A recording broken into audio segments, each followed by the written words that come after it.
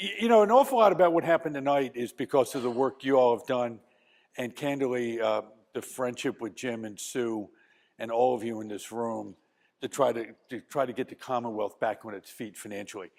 But the operative word on this thing is personal liberty.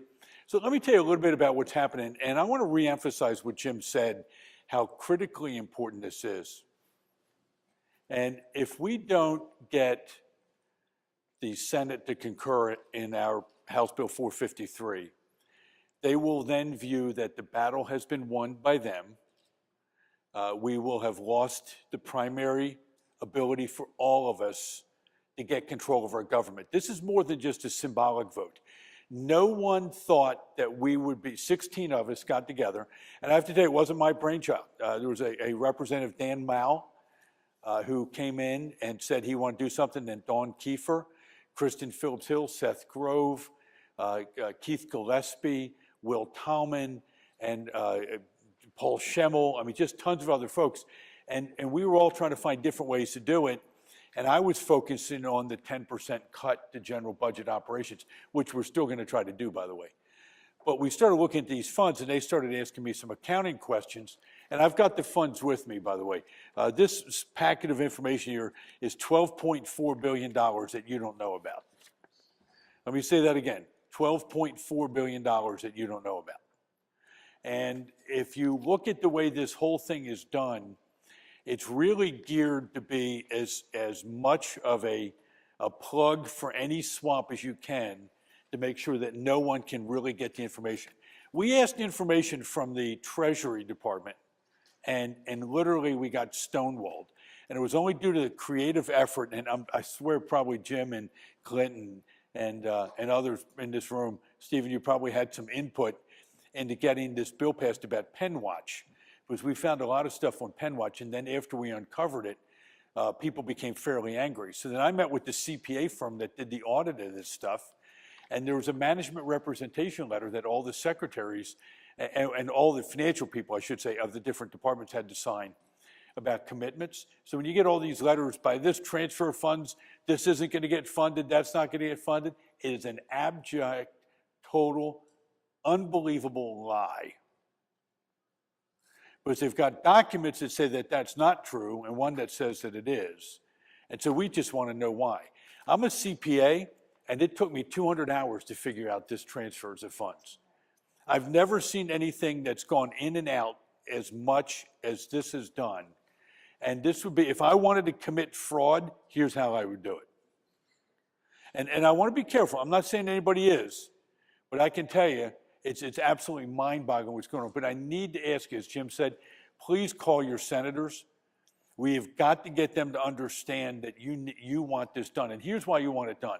It is our only ability to break this stranglehold on some of these funds. Now, just so you're aware, there were 218 funds. I've got them here. We actually have a fund called the Fund Fund. I'm kidding. Little humor. That's fun humor after 200 hours, by the way. And I've got a whole bunch of other accounting jokes if you'd like me to go over them. How many of you would like me to stop right now? Yeah. Jim's already raised his hand. He said, no, end it. That's it. I asked the treasurer and the state, I said, how much is 2 plus 2? And he said, how much would you like it to be? And he didn't really do that, but that's a standard accounting joke. But anyway, what happens is that this 218 funds has 400 accounts. And we had a very strict criteria. One is it couldn't be a trust fund. So in other words, if it was for highway repairs, for bridge repairs, our goal was not to touch that. If it was federal matching funds, we said don't touch that. And so we said, let's look at all these funds. So here's what I want you to be aware, and this is one of the things that really convinced me. I got a scathing email from a special interest group saying, I can't believe you're going to touch this money. I said, we have all these commitments, and we have $2.8 million from 2012 and before, and we have another $2.5 million for 2013. They didn't tell you about 14, 15, 16, 17. And I said, so let me make sure I understand. I called them up. I said, let me make sure I understand this. You've taken $5.5 million from taxpayers in the Commonwealth 4.5 years ago, and you still haven't used it, and you want more money. I said, go to hell.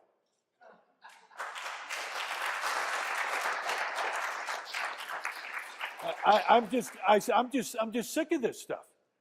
And then what happens is, and I want to tell you how the game is played, right? The governor wants a severance tax.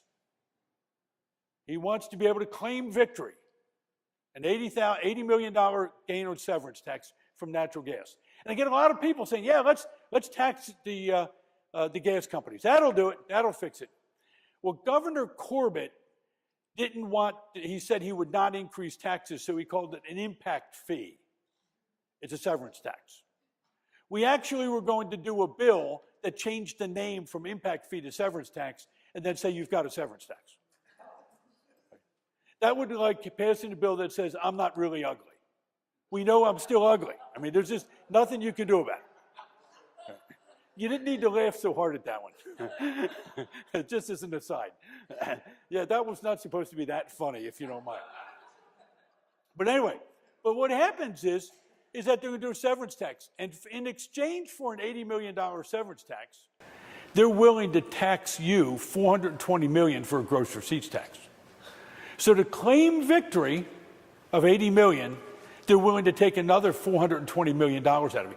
But here's the insidious part of that. And I brought it up today, and I got a deer in the headlights stare. All these funds come from special assessments that you can't deduct on your tax return. So this $3 billion to $2 billion, depending upon the year, so let's use this number, $2 billion, that $2 billion per year that you pay into the Commonwealth on your cell phone bill. Just take a look at your telephone bill, your gasoline tax, right? Look at your electric bill. Look at your Comcast bill. I said, I bought the $29.95 package, and my bill was $385, right? Pretty much, right? Because I wanted to see a special channel, the one that has all those fuzzy lines on it. The one goes on at 3 o'clock in the morning. But I mean, all that money in there is taxes, and you can't deduct that in your tax return. That's worth almost $500 million to Pennsylvanians. So this $420 million that the governor is trying to get in this gross receipts tax, we give away to the federal government annually just so they can hide money. It's really a disgrace. And I tell you what, these special interest groups, when this is over, and we were told we didn't have enough votes to get it done, right? And so we had to water it down a little bit, and we took it to the General Assembly. And Jim was, by the way, I have to say, Jim was texting me while it was going on saying, keep fighting, keep fighting. All right. So I punched out 2 other representatives and things. No, I'm just kidding. No, but we kept fighting. We got it through. It was 103 to 91, I believe, right? And so what happened was we got this thing through, and now we're trying to reconcile with the Senate. We're short on votes. And so what will happen is then if it's non-concurrence, that means that the Senate does not agree with us, then what will happen is they'll either tell us what they want, or we will vote to have it go to a conference committee of House leadership and Senate leadership to try to resolve it. And I've never been through that process, but I'm not optimistic that what we won a week ago will be sustained. But if you keep calling your senators, this is one time where the ball's in your court now. If we do too much in there and keep calling senators, we are likely to create anger amongst the other senators and the leadership in the Senate. And that's understandable. If you've got 85 representatives walking through the chambers of the Senate, you're going to irritate a lot of people. And there's a point in time where you get diminishing returns. The best place to do it is a phone call or an email, and not a blanket. I mean, one of the things that I can tell you, when we get emails from PSEA, you can see every teacher that decides to respond, it's the exact same email. And we develop one response, we send it back in a blanket form, and in many cases, the memberships don't even look at it. There was typically a phone number there, and when I get them, I frequently have called the person, and they didn't remember sending the email. And so as a result, I would just tell you that you want to be very, very careful. If you really want to have an impact, a phone call in the process to get it done. And you don't need to start off by saying, you stupid fool, right? That's reserved for when Mario calls me and gives me a hard time, right? But what happens is that we need to get out there and let people know that you're serious about it. The votes can be coming up pretty quickly. I would suggest probably by either the end of this week or early next week. I would suspect that we'll have a deal done in a couple weeks, and it's my bill, and I'm not sure I'm going to vote for it at this point, depending upon what it comes back in. If it comes back in much different than this, I probably won't, right? Which means that I'll have the pride of a bill that I sponsored that will save us $400 million per year. I'm not going to end up voting for at the end. And I'll tell you why, and here's why this is an issue. I had a 4-page bill to make a simple fix, sent it to the Senate. It was passed unanimously in the House, 192 to 0. The Senate added 73 pages of pork onto it, right? Sent it back, and they've passed it 40 to 10. Mike Fulmer and most of the conservative senators voted against it. We modified it with the work we did and pulled out almost all the pork and sent it back, and it was an 80-some page bill from a 4-page bill. And so when I got up on the House floor, I reminded people what the original bill was. I actually said to somebody the other day, I said, by the way, is the original language still in it now? He said, what was the original bill? And that's sad, because that's how things get lost. And the sad part about it is, it was now such a small part of the final bill. If it was a stupid provision, it could get enacted into law because nobody's paying attention on that part of it. We're looking at other things. And it's really sad. You should see the number of bills I'm doing now that we're entering in, that I'm doing it merely to correct things that were enacted too quickly. And I would just tell you that you have to be very careful. But going back to this thing here, well, we need to really look at it. I'll just give you a couple different examples. Deferred compensation fund. We couldn't take any money out of this because it says it was established to offer Commonwealth employees who choose, well, a whole bunch of different things, but employees. But like myself, I chose, and Russ Diamond and Mike Fulmer, we chose not to take pensions, but we can then defer our salary. It's like a 401k. So it's our own money. It doesn't come to things. So it goes into this pension fund, but then they have cash balances in there. Well, that cash balance is reported. Well, it's not the Commonwealth's cash, but it shows $29 million of assets.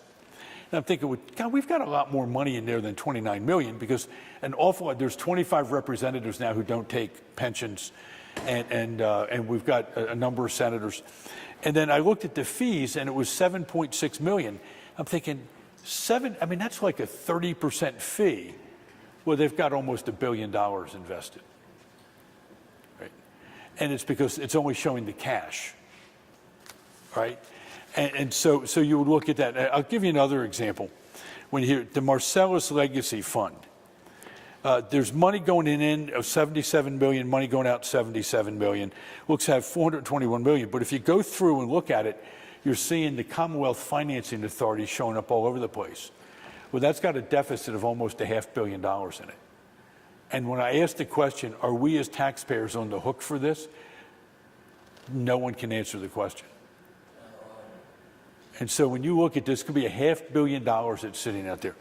$12 billion of other cash balances, of which we're taking as an example. The Ben Franklin Technology Development Authority Fund, $5 million. Cigarette Fire Safety and Firefighter Protection Act Enforcement Fund, $250,000. The Banking Fund, $25 million. And on and on and on. We've got the whole detail list. We're now doing $630 million. It's intended to be a one-time shot. What the whole purpose of this is to get us over the budget, and the fact that the governor overspent $1.3 billion too much last year. Right? And that's what you've got to keep in mind. So I want to make a comment to you. Let me put this up here.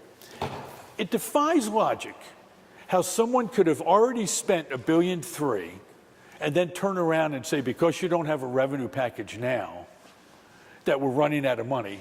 Because I keep then saying, well, where did you get the money to pay for the $1.3 billion you've already overspent? The treasurer says that you can't raid these funds, and yet in his own press release, the treasurer borrowed $750 million of these funds already. So on the House floor, the day we voted on it, I made the comment, in our budget that we're doing, we're going to return $120 million of that money. No response. It just doesn't, it's not logical that these things would happen. So they've been robbing Peter to pay Paul, and this shadow government is what allows them to do it. You've got a right to expect better. You've got a right to expect transparency. One of our representatives stood up when he was debating this thing, and he went through all the pork that was in that budget that we then pulled out, and then he named the county and what it was going to. Let me give you an example. Erie School District, and I'm not going to call this pork, but it's an example. Erie School District was told that they're a distressed school district, and there was a special appropriation for $13 million.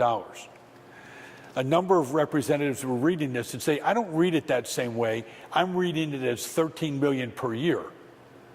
And here was the comment. It could be.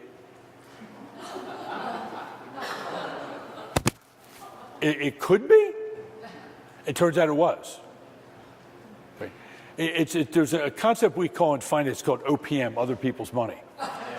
And when you're playing with other people's money, they don't care. And the problem is this is driving people bankrupt. This gross receipts tax is absolutely immoral. It's taking that $420 million gross receipts tax gets added to a natural gas. Does anybody here have natural gas? A lot of people. 6.5% increase in your natural gas bill. So when somebody says, well, property taxes, it's all of this stuff. It's any case where they can take money from you by doing assessments. It could be your Comcast bill. A lot of the townships in Lebanon County have deals with Comcast where they tack a fee on to your Comcast bill, right? And so it limits your freedom, it limits your liberty. Right? Same thing with this gross receipts tax. It's a tax on the poorest of the poor. If I have one more person tell me that they want to do this to take care of the poor, I will tell you this. I'll tell you this sincerely. And I came from a real poor family. And I know how these guys on the other side operate. If I can increase taxes to a place where you lose your home, I can buy your home for pennies on the dollar, and I've just made out like a bandit.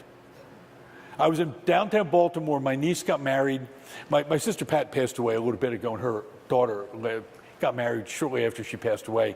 They live in Boston. They were going to have the wedding ceremony in Baltimore so my sister could be there, and she passed away a few weeks before the wedding. So it was kind of a bittersweet but a wonderful moment to celebrate. And I was in downtown Baltimore, which was an absolute economic disaster area the last time I'd been down there in that part of the city. All the homes were run down and boarded up, and what was happening is people would then come in, private equity groups, buy these homes literally, and I mean this for $1, to come back in, rebuild them, and now it's home to the nouveau riche that work for Under Armour and other companies downtown, right? It's a very built up area, and the average income is probably 6 figures, fairly extravagant property taxes, but they can afford it because they can pass it on. And the people who lived in those homes for 40 to 50 years, very frequently, poor black people, right, were forced out of their homes. They couldn't afford the property taxes. They couldn't afford any of that stuff. And when you see, I've got a whole bunch of pictures of down, as I went driving around the city. I was originally from Baltimore. Drove around a lot of part of the city. You'd see literally row home after row home after row home boarded up. Well, that was somebody's property that had two choices. Do I repair my home, and then they increase the assessment, right? Or do I lose the property? And so we've decided that we've got to get this mess under control. We got 2 to 4 years to get this thing mixed. And let me just 2 quick comments, then any questions you might want to ask. First and foremost, I'm amazed at the number of people in the Capitol building that do not think we have a financial problem. I'm amazed.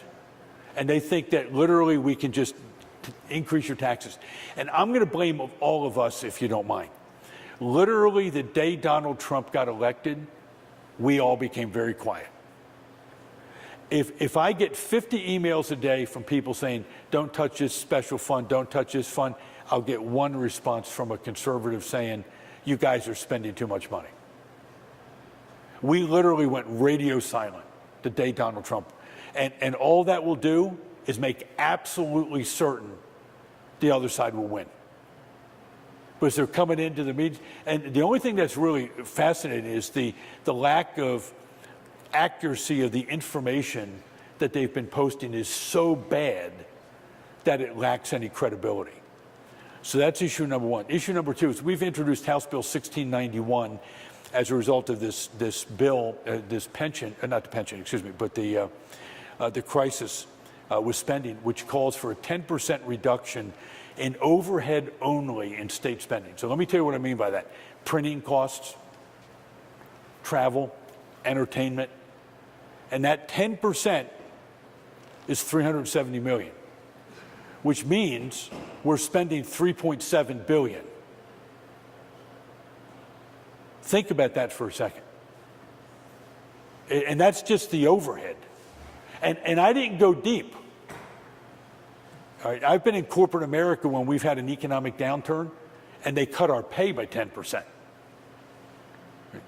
And so when you look at this, we've got to get the message out that, A, you can't afford to pay any more taxes. Many people, not all, but many people in the legislature do not believe that. They really don't.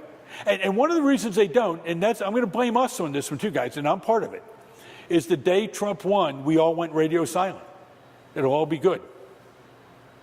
But when you think about some of the things that have happened, the vape tax, I mean, it didn't take any rocket scientist to know that that was going to destroy businesses, and it did. We still don't have that fix done. And in my mind, that was someone and in my mind, we owe restitution because we stole people's property when we did that. And I don't smoke, right? But I mean, that's just not right. And when you look at these kinds of things, that when we start doing that to people, so 1691 is designed to say, let's get rid of these 150,000 regulations, start scaling back, and let's start using our common sense. Let me give you a couple other items. MS4 regulations. Some idiot somewhere in the federal government decided that this MS4 would really work. Well, MS3 was really profoundly successful, and they ordered the city of Lebanon, Pennsylvania, to get sweepers for the streets. And then they announced that those sweepers that they were ordered to get actually increased the pollution into the Quittapahilla Creek. And so then they told them that they should stop doing it because of this, or build these containment ponds to capture the stuff that the city was ordered to dig up by them, when in fact we virtually know that there are 300,000 uncapped wells in Pennsylvania from when oil was first discovered in Oil City. And those uncapped wells are releasing tremendous amount of methane. And when you start to take a look at all of that methane and all that's happened to the abandoned mines and the anthracite mines in Schuylkill County, if we did an environmental cleanup of that, we wouldn't need to do MS4. And we virtually know that, but nobody's willing to sit there and stop this insanity.